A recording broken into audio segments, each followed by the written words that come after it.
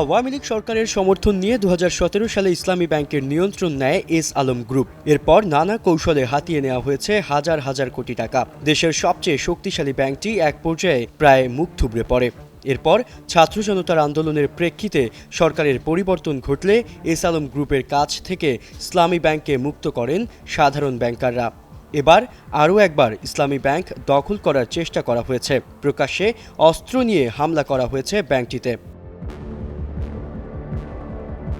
আওয়ামী লীগ সরকারের পতনের পর আবারও ইসলামী ব্যাংকের কর্তৃত্ব নিতে আসলে প্রতিরোধ গড়ে তোলে এস আলম বিরোধী ব্যাংকাররা। বিক্ষোভের মধ্যেই চলে গোলাগুলি। এতে গুলিবিদ্ধ হয়েছেন ব্যাংকের 6 কর্মকর্তা। এদের মধ্যে 3 জনের অবস্থা গুরুতর। রোববার সকাল 10:30টার দিকে ইসলামী ব্যাংকের প্রধান কার্যালয়ে এই ঘটনা ঘটে।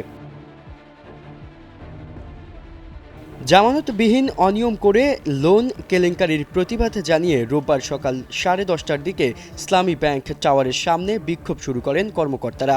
এ সময় কয়েকশো দুর্বৃত্ত জোর করে ইসলামী ব্যাংকে প্রবেশের চেষ্টা করেন। এ সময় প্রবেশে বাধা দিলে কর্মকর্তাদের ওপরে এলোপাতাড়ি গুলি চালানো হয়। ইসলামী ব্যাংকের একাধিক কর্মকর্তা জানান, আকস্মিকভাবে এস আলম গ্রুপের হয়ে কাজ করা কয়েকজন কর্মকর্তা প্রায় শতাধিক লোক অস্ত্র নিয়ে প্রবেশের চেষ্টা করেন। তাদের প্রবেশে বাধা দিলে বহিরাগতরা অস্ত্র বের করে এলোপাতাড়ি গুলি করেন।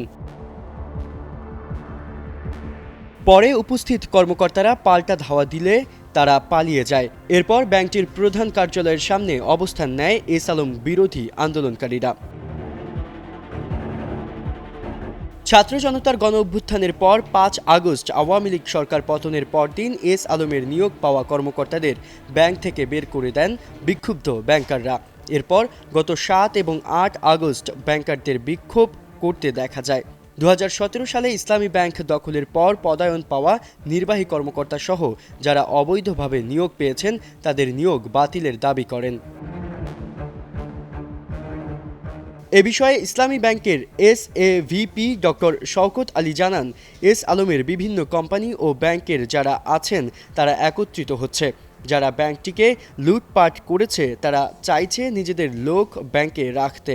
এ তথ্য পেয়ে তারা যাতে ব্যাংকে ঢুকতে না পারে সেজন্য ব্যাংকের সামনে আমরা অবস্থান নেই। একটা পর্যায়ে এস আলমের লোকজন সিটি সেন্টারে অবস্থান নেয়। তারা মিছিল নিয়ে প্রধান কার্যালয়ে প্রবেশ করতে চায়।